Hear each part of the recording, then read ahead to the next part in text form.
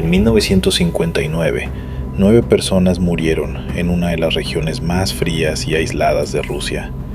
No fueron asesinadas, no hubo testigos, no hubo sobrevivientes. El caso fue cerrado oficialmente con una frase que todavía hoy provoca escalofríos: una fuerza natural desconocida. Durante más de 60 años, investigadores, científicos y curiosos intentaron explicar qué ocurrió realmente, sin éxito. Esta no es una historia de terror ficticia, es un suceso real, y es uno de los misterios más perturbadores del siglo XX. Esta es la historia del Paso Dyatlov. Febrero de 1959. Montañas de los Urales, Unión Soviética. Una zona remota, cubierta de nieve, con temperaturas que podían superar los -30 grados durante la noche. Un lugar tan inhóspito que incluso hoy es difícil de acceder. En ese contexto, un grupo de jóvenes estudiantes del Instituto Politécnico de los Urales decidió realizar una expedición de esquí extremo. No eran turistas, no eran improvisados, eran excursionistas experimentados, entrenados para sobrevivir en condiciones extremas. El líder del grupo era Igor Dyatlov, de 23 años, un estudiante brillante, respetado por sus compañeros y con experiencia comprobada en travesías similares. El objetivo del viaje era llegar al monte Otorten. Curiosamente, en la lengua local del pueblo Mansi, Otorten significa «no vayas allí». El grupo estaba formado por 9 personas, hombres y mujeres, todos entre 20 y 24 años. Cada uno había pasado pruebas físicas exigentes. Cada uno tenía conocimientos de orientación, esquí y supervivencia.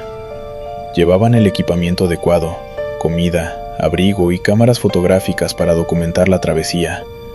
Incluso llevaban diarios personales. Todo indicaba que sería una expedición dura pero controlada. Nadie imaginaba que sería la última. El 1 de febrero de 1959, el grupo avanzó hacia una montaña conocida por los habitantes locales como Kholat Syakhl. Su traducción es inquietante: la montaña de la muerte. Esa noche, decidieron instalar su carpa en la ladera. El clima era hostil, pero no fuera de lo normal para excursionistas de su nivel. Esa fue la última noche en que se tuvo registro de ellos con vida. Después, algo ocurrió. Durante los días previos a la tragedia, todo parecía transcurrir con normalidad. El grupo avanzaba lentamente entre la nieve, registrando cada etapa del viaje en fotografías y diarios personales. Reían, bromeaban, cantaban canciones mientras descansaban. Las imágenes recuperadas muestran sonrisas genuinas. No hay signos de miedo, no hay señales de tensión.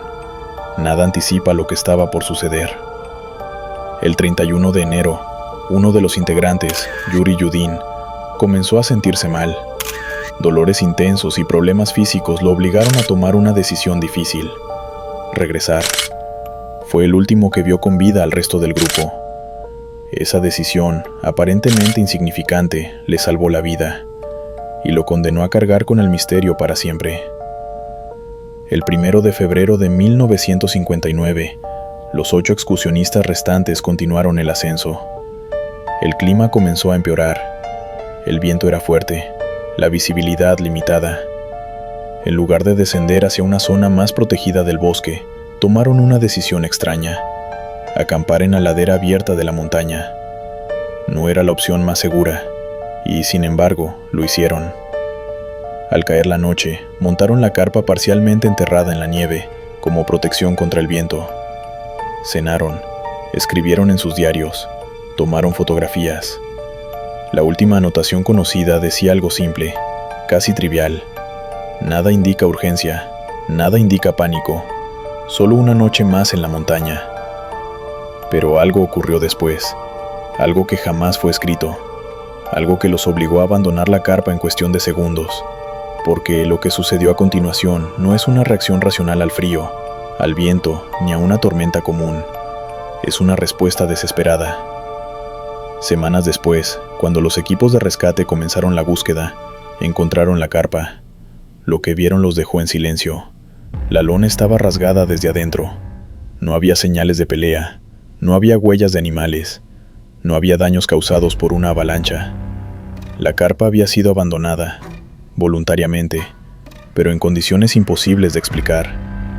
Dentro quedaron botas, abrigos, comida, equipo de supervivencia, todo lo necesario para vivir.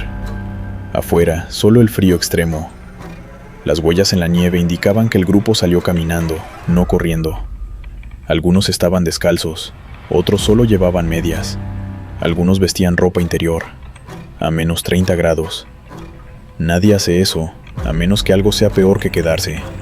Y lo peor, todavía no había aparecido ningún cuerpo. Los equipos de rescate siguieron las huellas. Descendían desde la carpa hacia el bosque, a casi 1 kilómetro de distancia. No había señales de persecución, no había caos. Las pisadas eran firmes, ordenadas, como si el grupo hubiese salido en silencio. El primer hallazgo ocurrió cerca de un gran pino. Allí encontraron los cuerpos de Yuri Krivonichenko y Georgi Dorochenko. Estaban descalzos, vestían solo ropa interior. Sus manos presentaban quemaduras y la piel arrancada. Habían intentado encender una fogata. Las ramas del árbol estaban rotas hasta 5 metros de altura, como si alguien hubiese trepado desesperadamente o intentado escapar de algo. Murieron congelados. Entre el árbol y la carpa aparecieron otros 3 cuerpos: Igor Dyatlov, Zinaida Kolmogorova y Rustem Slobodin. Estaban orientados de regreso hacia la carpa, como si hubieran intentado volver, como si, en algún punto, hubieran creído que el peligro había pasado. No lo había hecho. Slobodin tenía una fractura en el cráneo. No era mortal, pero no había señales externas de violencia. Sin sangre, sin heridas abiertas.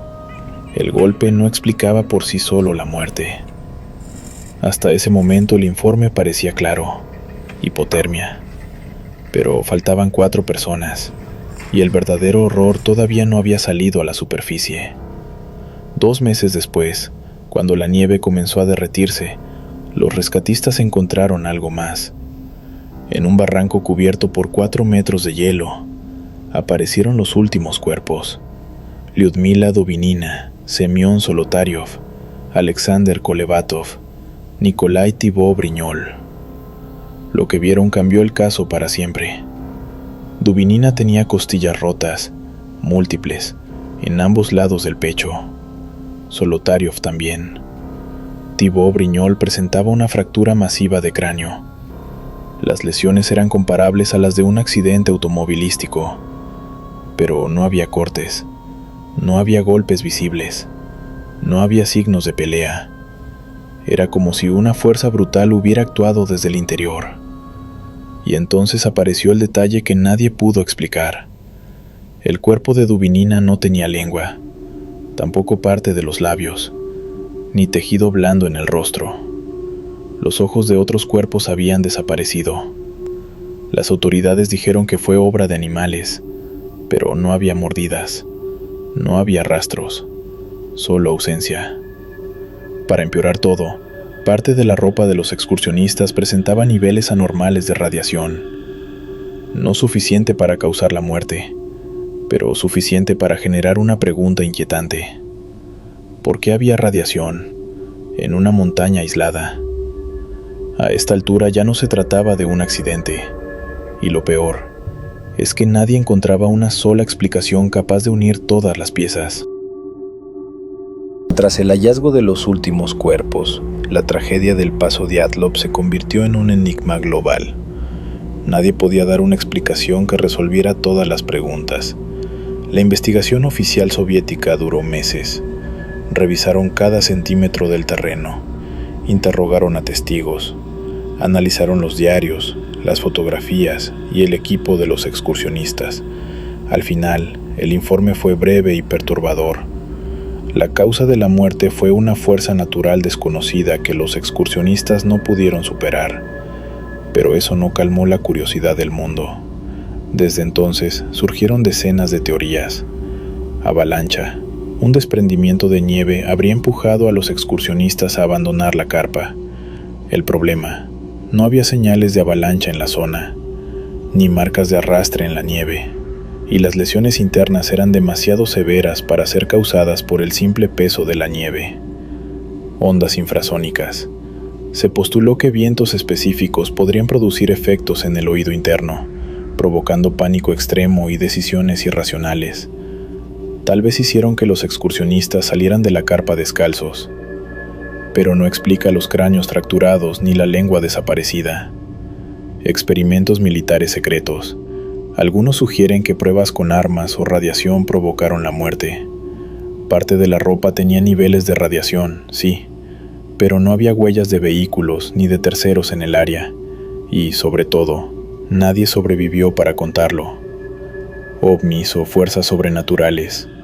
Otros aventuran que seres desconocidos o fenómenos paranormales provocaron el terror. El hecho de que los excursionistas abandonaran la seguridad de su carpa a temperaturas extremas da pie a esta hipótesis. Nadie puede negarlo. La sensación de miedo extremo y las lesiones son inexplicables con la lógica humana. Hipótesis combinadas: avalancha, pánico inducido por ondas, radiación, animales. Ninguna teoría logra explicar todos los detalles al mismo tiempo. Descalzos en la nieve, carpa rasgada desde adentro, cuerpos separados, lesiones internas masivas, radiación, falta de lengua y ojos. Cada explicación cubre un pedazo, pero nunca el panorama completo. Lo más inquietante no es cómo murieron, es por qué salieron de la carpa. 9 personas entrenadas, una decisión imposible, una noche en la montaña. El paso Dyatlov no es un accidente, es un misterio que desafía la lógica, la ciencia y la intuición humana. Hoy, investigadores, documentales y aficionados siguen debatiendo. ¿Fue un fenómeno natural desconocido, un experimento secreto, o algo que todavía no comprendemos? Lo cierto es que los 9 excursionistas jamás regresaron, y la montaña parece guardar sus secretos para siempre. Si algo nos deja este caso, es la sensación de vulnerabilidad absoluta. Incluso los más preparados pueden ser superados por fuerzas que no entendemos. El paso Dyatlov sigue siendo uno de los misterios reales más perturbadores de la historia. Y cada febrero, cuando la nieve cubre nuevamente Kolatsiakl, el mundo recuerda a estos 9 jóvenes que desaparecieron sin explicación.